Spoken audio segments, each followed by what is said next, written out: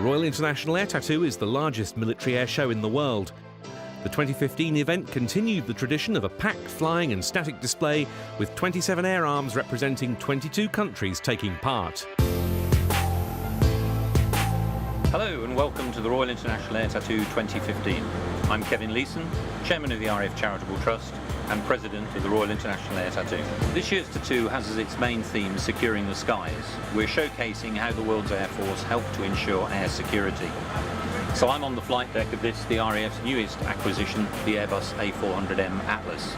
And this RAF Atlas is right at the heart of the major ground exhibit which shows the RAF's wide range of capabilities.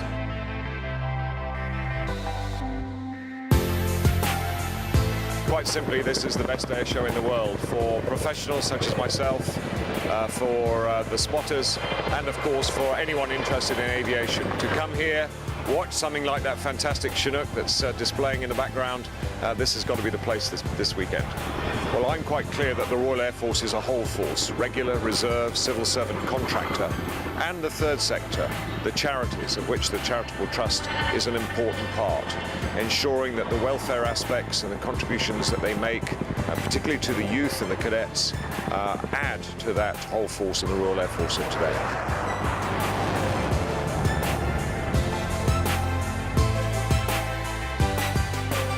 This is the culmination today of over a year's work.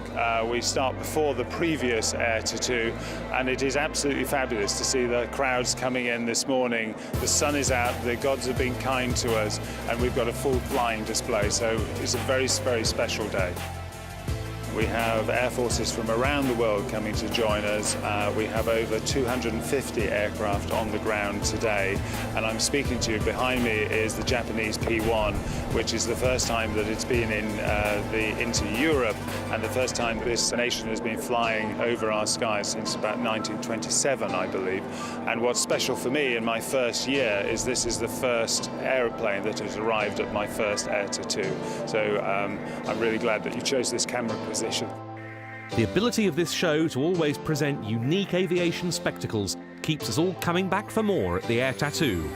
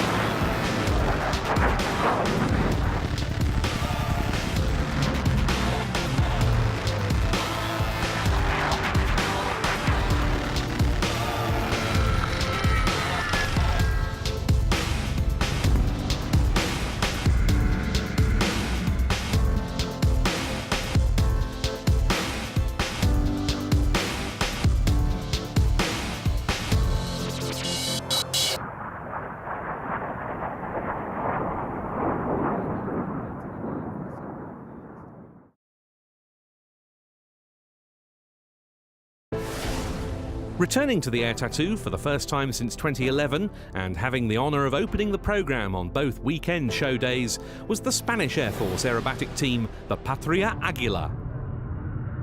Good morning, ladies and gentlemen. In a moment, the Patria Aguila will begin its exhibition included in the calendar of 2015 season. Okay, look to the right of your position and you will see the Patria Aguila pointing us. They are in a wide formation. In this one, the leader is located in the center of the formation with 3 aircraft each side, 300 knots, the Patria Aguila.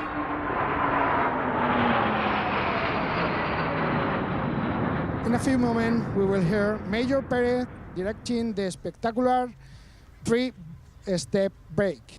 Águila para rotura 300, Águila rotura. Ya. Ya. Ya.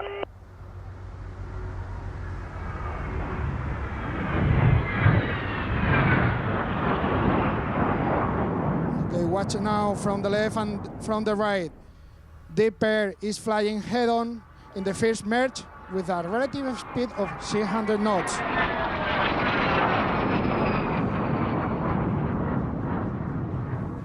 On the right, the Diamond again.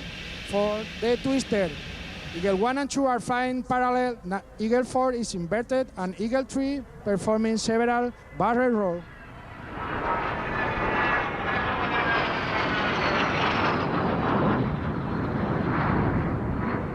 The coordination between these four pilots is essential to achieve symmetry and strictly maneuver.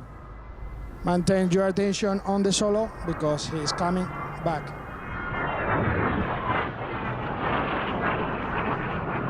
Now coming from the left is coming the Diamond plus the pair. They're going to cross with the solo for a champion flight by.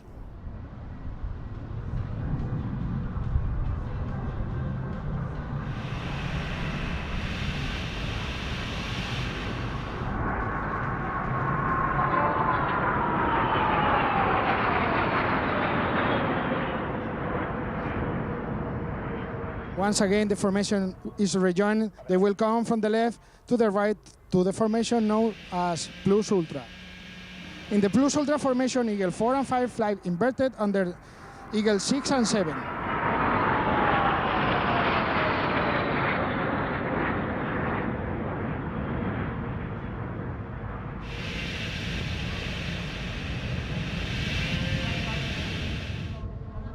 While the planes are flying away, they have passed to Hornet formation and then will pass to Wade formation with landing configuration with gear down and headlight.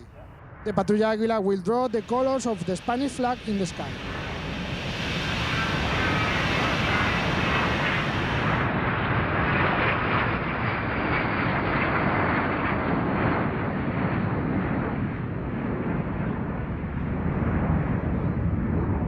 Every time the display takes part in a suitable field, the team ends its shows with 7 aircraft landing formation. Until now, no other team in Europe executes such a maneuver with jet aircraft.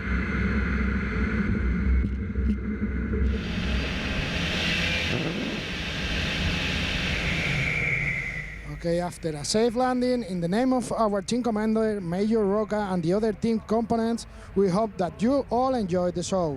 Thank you for your attention, have a nice day, and I'll see you tomorrow. Hasta la vista. Now here's a very exciting first for RIAT 2015.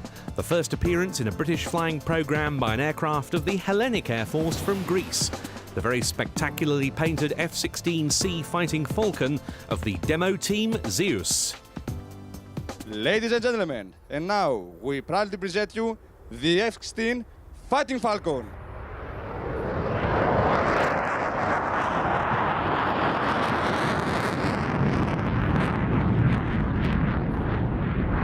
The pilot will reposition now the F-16 for a classic aerobatic maneuver, the level 8.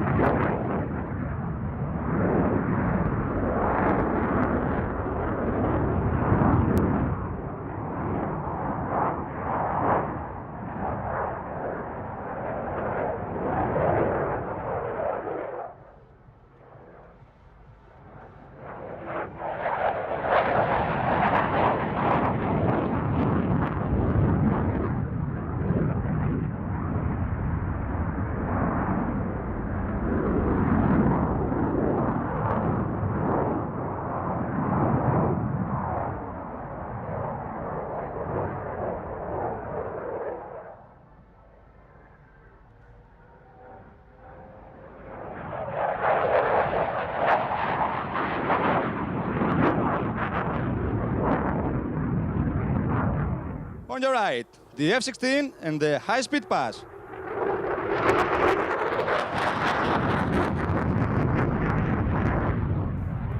As the pilot returns to show center, he will snap the Falcon through a series of aileron rolls, demonstrating its exceptional roll maneuverability.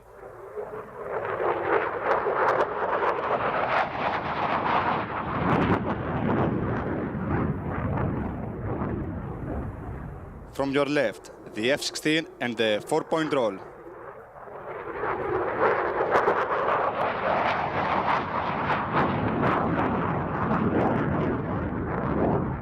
Get your cameras ready.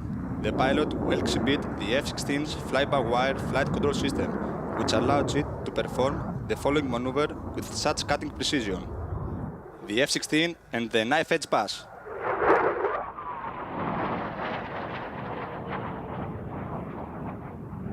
Now, ladies and gentlemen, let's go live in the cockpit. Zeus 1, Zeus 3, how do you read? Other clear. Ladies and gentlemen, Air Force Zeus team, it is an honor and a pleasure to be here at the Royal International Air Tattoo. We would like to dedicate today's performance to men and women serving our great country. Zeus 3, back to you.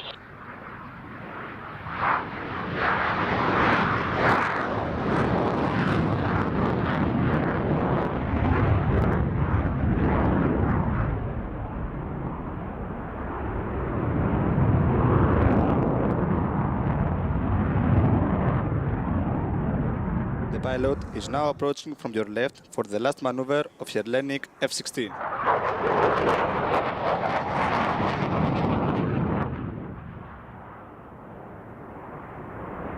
The pilot now has lowered the landing gear. As he approaches the runway, he will decelerate to about 150 miles per hour, enabling the F-16 to stop in less than 3,000 feet. Thank you and enjoy the rest of the show. Not surprisingly, the Zeus F-16 won the award for Best Livery at the show. Spectacular fast jet action from the Royal Air Force now, with Flight Lieutenant Johnny Dowan in the Eurofighter Typhoon FGR-4. Good afternoon, Fairford. Welcome to the 2015 Royal Air Force Typhoon display.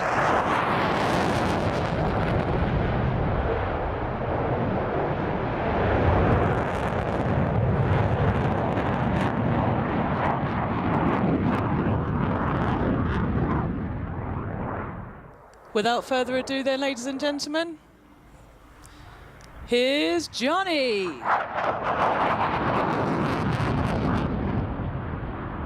Johnny's now rolling the aircraft through 360 degrees, hesitating at each 90. This is a technically demanding manoeuvre to fly and requires excellent hand, eye and foot coordination to hold the jet on a knife edge.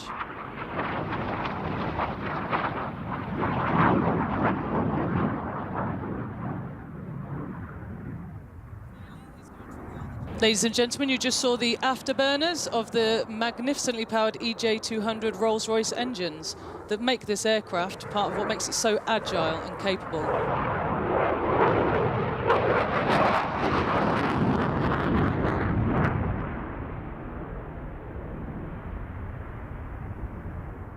Johnny is demonstrating that the aircraft remains amazingly agile in the air, even with the gear down.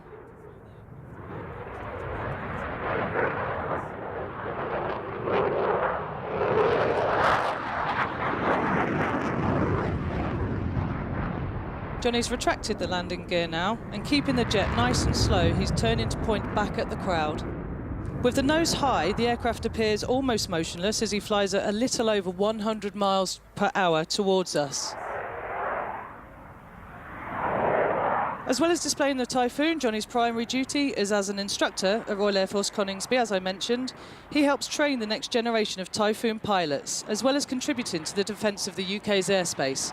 24 hours a day, 365 days a year, we have jets armed and ready to scramble at a moment's notice, just as we had during the Battle of Britain 75 years ago.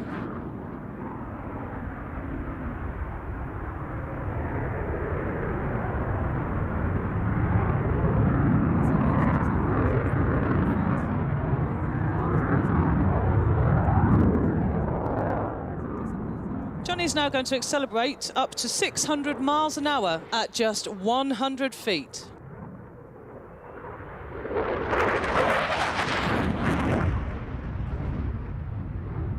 Johnny will now be pulling 9G as he turns this corner. He'll weigh the same as a Formula One car. And he'll be fighting hard against the incredible effects of G. He's now going to perform an outside turn where he'll be pulling negative 3G, with all the blood in his body being forced up into his head.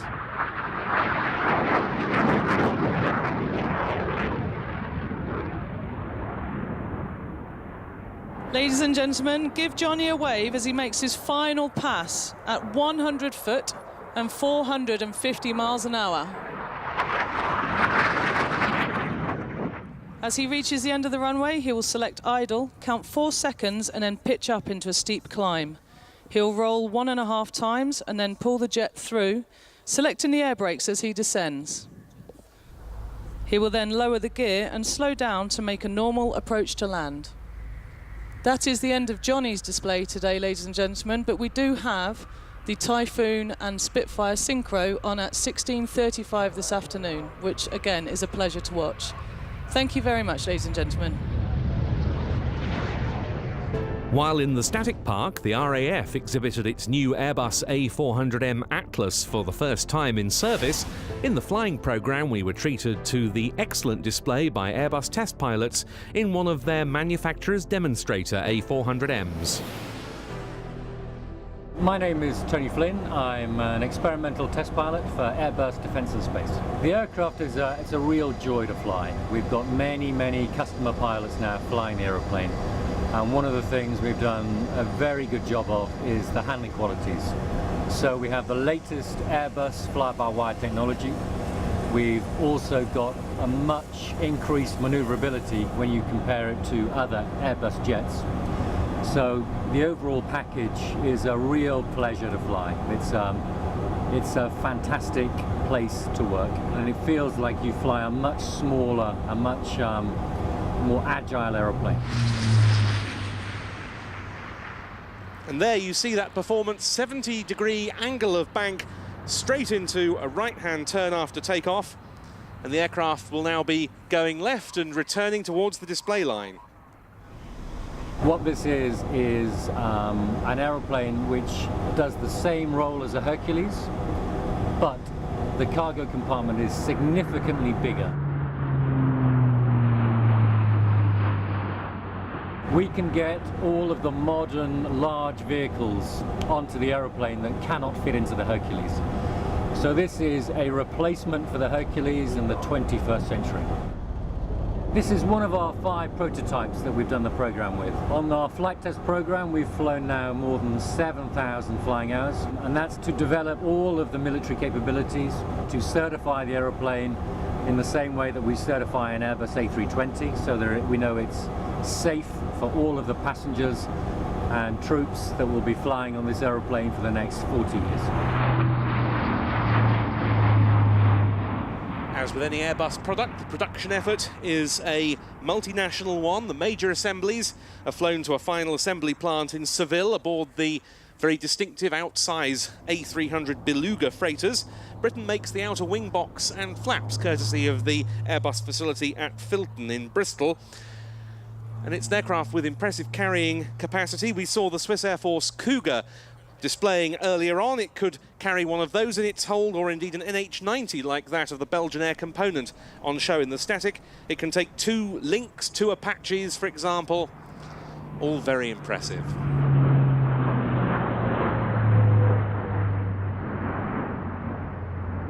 The crew will be getting up to around 250 to 280 knots at 500 feet. Nose up to 45 to 50 degrees, and at the top, that very impressive 120-degree wing over.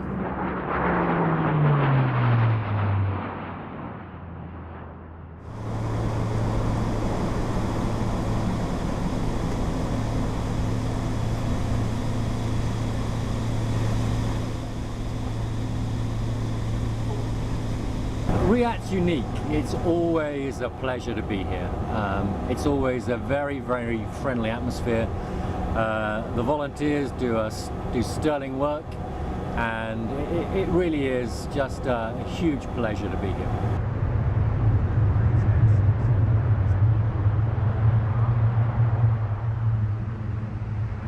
And it's not often that you see a large aircraft that size going backwards under its own steam.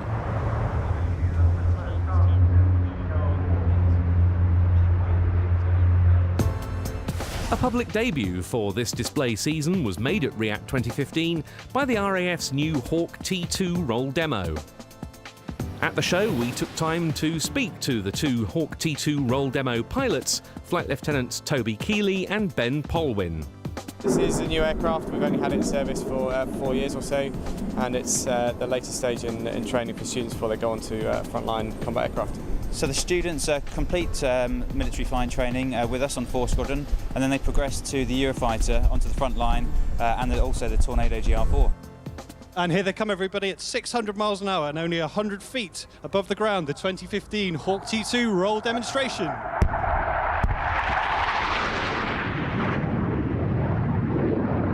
Get your cameras at the ready, ladies and gentlemen, as Ben and Toby present a different view of the Hawk T2 as they fly for you a topside pass.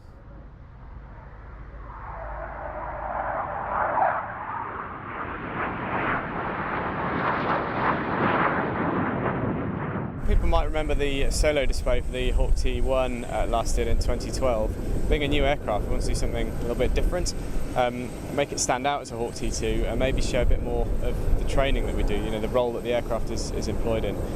So that was how the idea came about and how we started looking at sequence.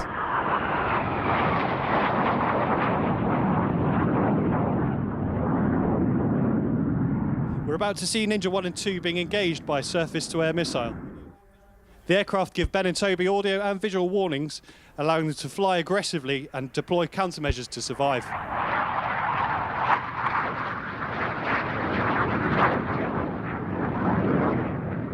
We are both part of instructors on 4 Reserve Squadron at RAF Valley, and we're the final jigsaw, piece in the jigsaw if you like, of the MFTS, the Military Flying Training System. So the students complete military flying training with us on 4 Squadron, and then they progress to the Eurofighter onto the front line, and also the Tornado GR4.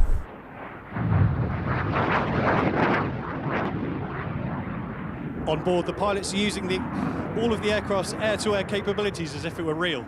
The only thing missing is the missile itself. And now you can see Ben's worked very hard against the hostile aircraft and defeated the missile, so Toby closes in for guns. Again, the gun sight is displayed for the pilots as if it were real. The aircraft even counts down the number of rounds as the trigger is pulled. With Toby hot on his tail, Ben must fly his aircraft as hard as possible to avoid what in this case is a damaged ego. But for the trainees could all too soon be a damaged aircraft or worse.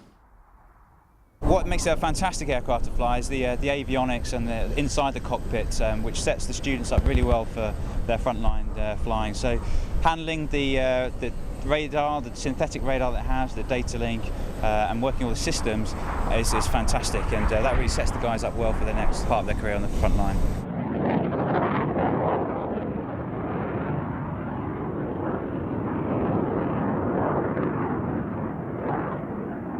Ninja now get back together for a final attack on today's simulated enemy.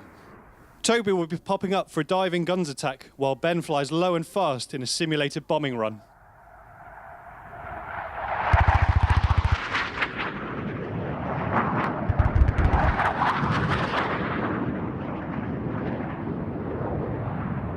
Ladies and gentlemen, a round of applause for the 2015 Hawk T2 roll demonstration pilots, Flight Lieutenants Ben Polwin and Toby Keeley. We couldn't wish for a better way to start our roll demo for this year. This is our first one, so absolutely been overwhelmed with the support here. The public have been fantastic when we've had the opportunity to go out and meet them. Been really impressed with the volunteers. I think there are about 3,500 of them, which they've been fantastic, and the organisation here is it's been great. So really warm welcome to for our first display season.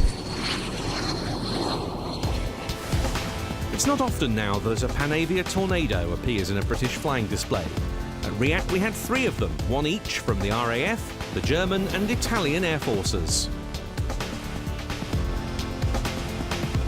They performed a series of formation flypasts to mark the 35th anniversary of the first Tornado delivery to the Tri-National Tornado Training Establishment, the training unit for pilots and backseaters from all 3 of the initial Tornado production nations stationed at RAF Cottesmore in Rutland.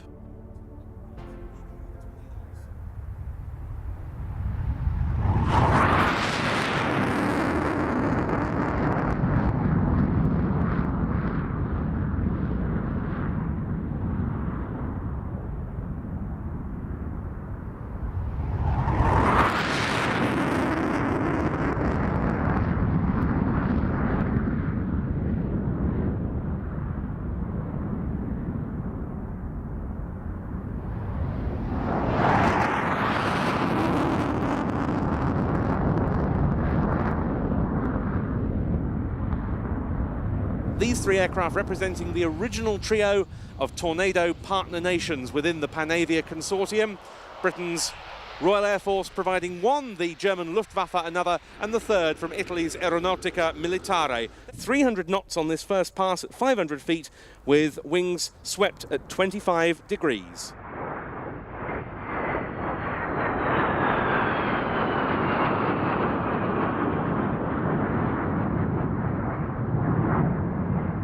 Out again to the right, the three Tornadoes are running in once more, this time with the wings swept further back to 45 degrees. They've changed formation into a Vic and the speed increasing this time to 400 knots.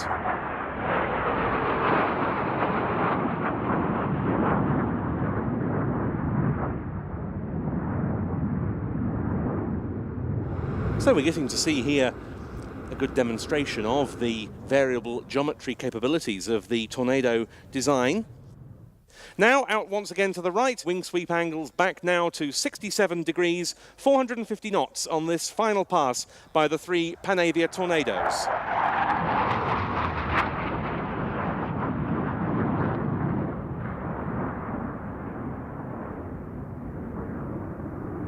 The number 31 squadron crew that was flying the Tornado GR4, aircraft piloted by Flight Lieutenant Ollie Suckling and his backseater, Flight Lieutenant Dave King. The Luftwaffe crew from Taktisches Luftwaffengeschwader 33 at Buchel comprised Captain Christian Wiemers and Lieutenant Colonel Sven Kirk. And the Italian A200A variant, which was provided by Six Stormo, based at Gedi, was headed by Major Gianfranco Liccardo. A taster for RIAT's later Battle of Britain's 75th anniversary scenario was provided by the Spitfire PR19 from one of the event's main sponsors, Rolls-Royce.